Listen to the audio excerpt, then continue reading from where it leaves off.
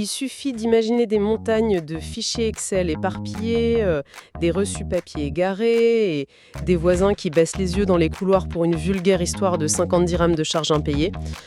Bon, décortiquons tout ça. Ah ça, c'est vraiment le cauchemar logistique traditionnel par excellence. Totalement. Le décryptage d'aujourd'hui plonge dans les brochures de présentation et les documents commerciaux de Syndic Pulse. C'est une plateforme SaaS marocaine qui a été lancée en 2026. Notre mission, c'est de comprendre comment cette technologie ambitionne de transformer la gestion de copropriété au Maroc en automatisant les tâches les plus chronophages. Et pour vraiment apprécier la solution technologique, il faut d'abord comprendre l'ampleur de la douleur administrative initiale. Ah oui, le chaos d'Excel et de WhatsApp. Exactement. Actuellement, sans la plateforme, relancer les résidents pour des impayés, ça prend environ 90 minutes de travail par immeuble. Le gestionnaire, il doit fouiller dans des lignes interminables sur Excel, L'enfer. puis rédiger manuellement chaque petit message sur WhatsApp. Un vrai travail de moine copiste, quoi. Mais avec cette plateforme, les documents indiquent qu'on passe à moins de 30 secondes. 30 secondes, oui. C'est dingue. L'outil génère une diffusion groupée sur WhatsApp qui intègre les montants exacts de chaque résident. Le résultat mis en avant par l'entreprise, c'est un taux de recouvrement moyen de 97%. C'est énorme! Mais carrément, c'est comme passer d'un standard téléphonique manuel des années 50 où l'opératrice branche laborieusement chaque câble à un système de tri algorithmique instantané. Et le fait de rester sur WhatsApp, c'est brillant. Il ne force pas les gens à télécharger une nouvelle application. C'est vrai. Mais du coup, ça soulève un questionnement. Le fait d'automatiser le recouvrement comme ça ne risque pas de rendre les relations de voisinage trop froides ou purement transactionnelles? Alors, ce qui est fascinant ici, c'est que ça produit l'inverse. Attends, vraiment? Oui.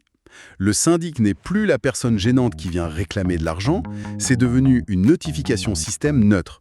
En éliminant cette friction logistique liée aux impayés, on assainit le climat général de l'immeuble. D'accord, je vois. L'aspect financier est pacifié. Mais résoudre les problèmes de trésorerie, j'imagine que ce n'est qu'une première étape. Tout à fait. La véritable sécurité d'une résidence repose sur sa conformité légale et la résolution des conflits. Et c'est là que ça devient vraiment intéressant.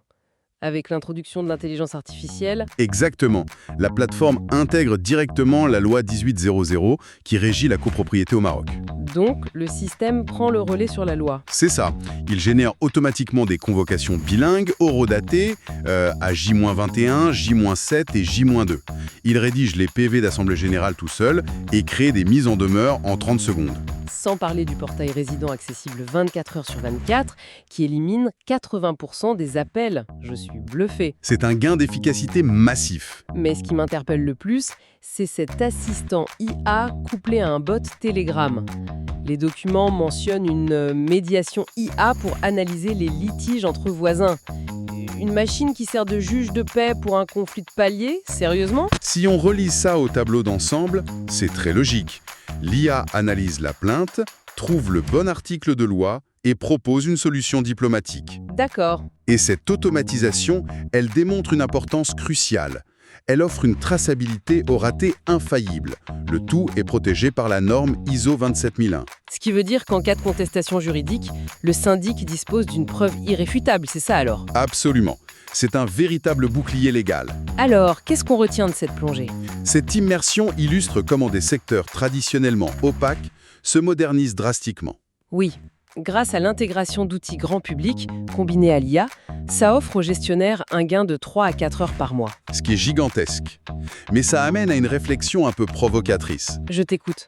Si une intelligence artificielle est aujourd'hui capable de pacifier des conflits de voisinage et de faire appliquer le droit immobilier de manière autonome à l'échelle d'un bâtiment, finira-t-elle par réguler la justice de proximité à l'échelle d'une ville entière?